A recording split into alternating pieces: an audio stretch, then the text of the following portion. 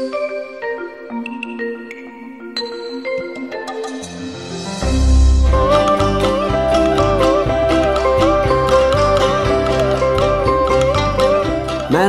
yeni bir bölümle karşınızdayım. Biliyorsunuz dünyada ayak basmadığım yer kalmadı diyecek durumdayım. Bazı yerlere defalarca gittim ama ayak basmayı düşlediğim, gitmeyi çok istediğim bir ülke vardı. Kuzey Kore.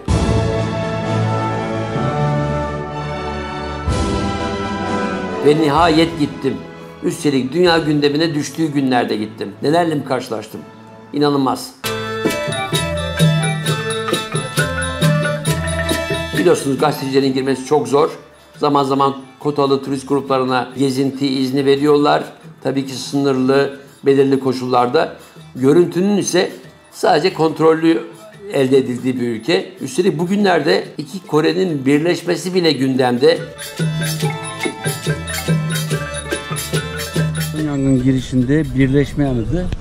Güney ve Kuzey'in birleşmesine dair Kuzeylilerin bütün arzusu bu. Bunu simgeleyen bir anıt, bir kemer gibi. İki Kore burada buluşuyor.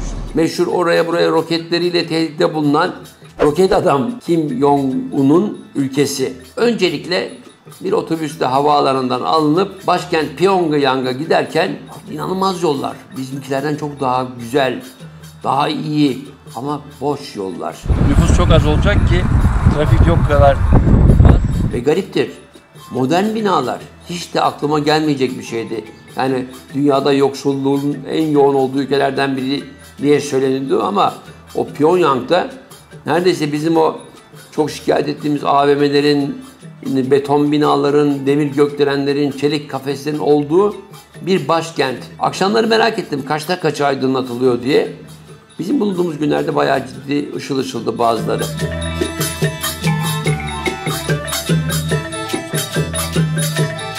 Peki ülkede nelerle karşılaştım? Açıkça söylemek gerekirse hayal kırıklığı uğradım çünkü ülke hakikaten normalleşiyordu. Yani bize göstermek istedikleri şeyle gerçek aslında buluşuyorlardı. Öylesine ki bizi kurucu önderlerinin doğum günü vesilesiyle davet etmişlerdi. Kim Il-sung'un doğum günüydü. Bugün onlar için çok önemli bir gün çünkü 15 Nisan onların miladı sayılıyor. Kim Il-sung başkanlarının doğum günü. Açıkçası tarihi bugün onlar için yenileniyor ve kentin değişik bölgelerinde kadınlı erkekli danslar yapılıyor. Kadınlar rengarenk giysiyle. Kim Il-sung dediğimiz zaman Marksizmi kendince yorumlayan bir lider, Kuzey Kore lideri. Burada Japonlara karşı vermiş olduğu ulusal bir savaşla gündeme gelip daha sonra Kore'nin bölünmesinde ülkesinin gerçekten liderliğini üstlenmiş ve burada Marksizme ilave bir doktrinle burada arkamızda gördüğümüz heykelde olduğu gibi orak biliyorsunuz tarım devrimi, çekiç sanayi devrimi, biri işçi, diğeri köylü sınıfı ama onun buraya kattığı bir değer okuma, eğitim ve okuryazarlığın sembolü olan, simgesi olan bir yazı fırçası. Resim çekme izninin olduğu yerler açıkçası göstermeyi düşündükleri yerler. Bunlar da büyük binaların olduğu, görkemli binaların olduğu yerler. Bir de kurucu önderlerinin heykellerini bulduğu anıt binalar. Ama öte yandan çok ilginç mumyalandığı yerler vardı. Hem baba Kim Il-sung'un hem de oğlunun mumyalarını gördük ama inanılmaz bir anıtkabir. Yani kilometrelerce gidiyorsun içinde ama görüntü yok. Çünkü oraya girerken cep telefonlarımız bile üzerimizde değildi. Metal olan her şeyi almışlardı. Değil hiçbir yer daha vardı. Bir alışveriş merkezi. Bize yasak dediler. Dedim ya geçmişte Doğu blok ülkelerine gittiğimizde yokluğun, açlığın olduğu dönemleri yaşadık. Dev süpermarketlerde sadece plastik kovalarla karşılaşıyorduk ama burada gittiğim o görüntünün çekilmesinin yasak olduğu yerlerde her şey vardı. İtalya'dan gelme zeytinyağından tutun, Meksika'dan gelme mısır cipslerine varınca kadar her şey vardı. Tabii ki kendi halkı için ulaşılamayacak kadar pahalı. Peki neler dikkatimi çekmişti bu ülkede? İbn Haldun'un dediği coğrafyan kaderindir lafına ilaveten yeteneklerin, becerilerin, mesleklerin kaderindir. Sen Kuzey Koreliysen eğer salt bir iş yapmak yeterli değil. Çok iş yapacaksın. Bir yerde yemeğe çağrılıyoruz. Güzel yemekleri yiyoruz. Bize o güzel pizzaları, üstelik İtalyan pizzalarını yapan kızlar ardından garsonluk yapmaya başlıyorlar. Birkaç dakika sonra o kızları şarkı söylerken veyahut da bir baterinin başında müzik aletleriyle haşır neşir halde görüyoruz. Bayağı ciddi batı müzikleri yapıyorlar. Asya'da gülen insanlar ülkesi deriz çoğu yerde. Ama Kuzey Kore o kapalı rejime rağmen çok gülen insanlar. Herkes mutlu yaşadıklarından. Yani baskı maske insan yüzlerinden okunmuyor. Çünkü bazı ülkelere gittiğim zaman o baskı rejimlerinin olduğu yerlerde, herkesin birbirine kuşkuyla baktığı yerlerde, Kuzey Kore'de ne Pyongyang'da ne gittiğimiz başka yerlerde hiç de görmedim. Evet, yabancılara kuşkulu bakılıyormuş tek başlarına dolaşılırsa. Zaten tek başına dolaşma imkanınız yok. O ülkeye giriyorsanız sizi birileri karşılıyor, alıyorlar, göstermek istedikleri şeyleri gösteriyorlar.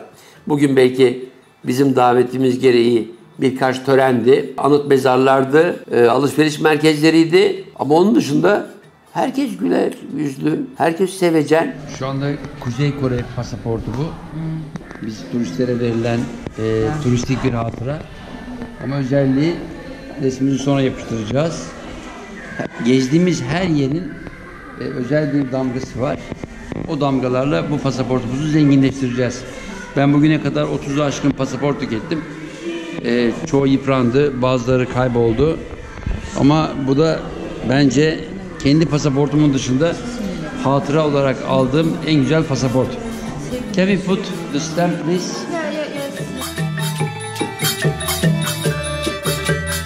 Üstelik Türk olduğumuzu duyunca hiç de ülkelerini istila eden bir Birleşmiş Milletler ordusu içinde oraya savaşmaya gelmiş askerlerin torunları gözüyle bakmadılar bize. Gariptir, bir savaş müzesine gittik. Orası da görüntünün yasak olduğu yerde ama acınacak durumda gösterilen Amerikan askerleri, Birleşmiş Milletler bünyesinde gelen diğer askerler mankenlerle canlandırılmış ama bizim Türk askerleri yoktu orada. Yerlerde Amerikan bayrakları paçavra gibi yerlerdeyken bizim Türk bayrağını orada bir yere koymuşlardı katlanmış vaziyette. Sonra sordum ben bunu mihmandarlarımızdan birine. Siz dedi kendi inisiyatifinizle gelmediniz ki buraya. Tıpkı Birinci Dünya Savaşı'nda ülkenize gönderilen Gurkalar gibi, Anzaklar gibi. Gariptir. O mihmandar tarihimizi de iyi biliyormuş. O görmediğim, gezmediğim, benim için yıllarca kapalı kutu olan Kore'de şaşkınlıklar geçirdim. 27 Temmuz 1953. Benim doğuşumdan 3 yıl önce Kore Savaşı'nın bitiş günü. Ve gariptir, savaşan iki Kore, ikisinin arkasında değişik güçler var. Biri Amerika ile başlayıp Birleşmiş Milletleri arkasına alan Güney Kore, diğeri Çin destekli Kuzey Kore. Savaşın zaferi kime ait o bilinmez. Bilinen bir şey. Bir toplum ikiye bölünüp araya birileri tarafından çizilen bir sınır. Ve onca yıldan beri birbirine düşman görünen, gösterilen iki toplum. Bütün bunların anlaşması, barış anlaşması bu binada iki ayrı masada yapıldı. Burada Amerika Birleşik Devletleri Birleşmiş Milletler adına bu anlaşmayı imzaladığını söyledi. Çünkü eğer bir mağlubiyet söz konusuysa mağlup olan taraf Amerika Birleşik Devletleri olmasın diye. Diğer tarafta Kuzey Kore vardı, Kim Il-sung vardı. Ama gariptir, Amerika Birleşik Devletleri bu anlaşmayı yaparken hemen oldu bittiye getirip bir çadırda yapmak istemiş. Ama Kuzey Koreliler ısrar edip birkaç gün içinde bu binayı inşa etmişler ki anlaşma kalıcı ve evrensel bir anlaşmaya dönüşsün. Bu arada benim bir başka özelliğim daha var, biliyorsunuz yemek düşkünüyüm. Malum Şekil A'da görüldüğü gibi. Annemin yemekleri de bir yemek kitabım vardı benim 10 sene önce yapmış oldum. O kitabı götürdüm. Hediye ettim bizim rehbere ve bana bir sürpriz yaptılar, biliyor musunuz? Bizim yemeğe götürüldüğümüz lokantada bana milli yemekleri kimchi yaptırdılar. Hem tarifini verdiler, hem öğrettiler, hem de tatlılar. Memnun kaldıkları kesin. Çünkü ikinci bir yemeği öğrettiler ardından. O kimchiyi yaparken içine koyduklarım var ya, inanılmaz. Kimchinin özelliği fermantasyonu sirkeyle değil, acı biberle yaparken içine koyduğumuz armut, elma ve değişik bazı meyveler, ama inanılmaz bir Kore acısı. Bu kök bitkiyi yağlıyoruz. Acı kırmızı biber yağıyla, bizde olmayan bir yağ bu. Biber yağı. Onunla yağladık. Homojen bir şekilde yağlandı. Okey. İçine koyacağımız sos çok önemli. İçinde başta biber. elma, armut, zencefil, değişik baharatlar. Bütün bu baharatları koyuyoruz.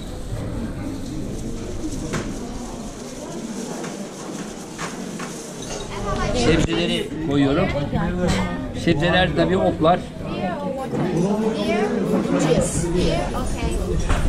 Değişik otlar bunlar.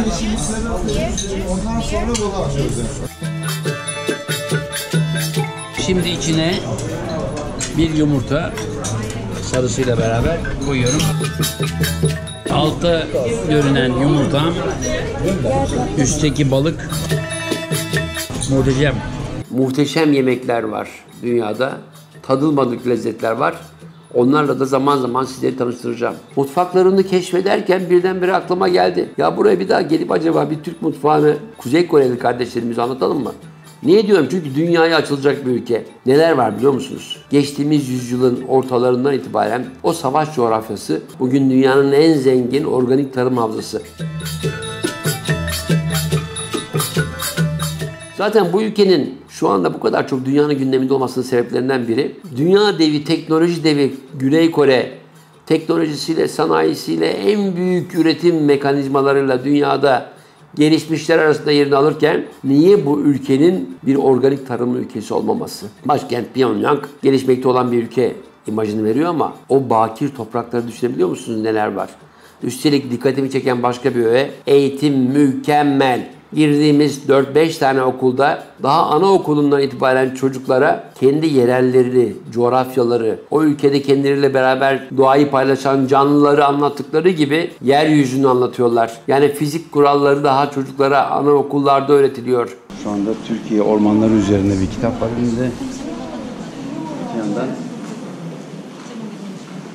İngilizce, Türkçe cep sözlüğü. Bir lise öğrencisi İngilizceyi öğrenmiş olarak liseden mezun oluyor. Yani bu demek oluyor ki bu ülke şimdiden hazırlanıyor. Evet, şu anda Trump'la kim, yani torun kim diyorum, anlaşırlar mı, pazarlığı yaparlar mı, yapmazlar mı? Çünkü bir sürü rivayet var. Yani dünya devi, Kuzey Kore'yi yönetenler, aileler varmış. Öyle bir rivayet. 8-9 aileymiş. Hatta bunlardan bir tanesi dünyanın en büyük dev sanayicisi Hyundai. Biz çünkü Hyundai sadece bir otomobil markası olarak biliyoruz ama Hyundai vapur yapan, tersaneleri olan, yani aklınıza gelecek her alanda üretim yapan bir dünya devi köken Kuzey Koreliymiş. Ve o aile acaba Güney Kore ile beraber Kuzey Kore birleştiğinde dünyaya hangi ürünlerle çıkacak? Tabii ki bütün bu aileler arasında acaba Kim ailesi de bir dakika ben de o Kore'nin geleceğini belirleyen aileler arasında varım diyecek mi? Bütün bunlar soru işareti. Eğer Koreli kardeşlerim izin verirseler bir daha gitmek istiyorum. Daha fazla fotoğraf ve görsellikle dönmek istiyorum. Evet, Kuzey Kore ilişkin anlatacaklarım bu kadar. Şimdilik tabii ki. Eğer sorularınız varsa yorumlar bölümüne bekliyorum. Ama sosyal medya hesaplarımızı takip ediniz lütfen. Bir dahaki programda görüşmek üzere.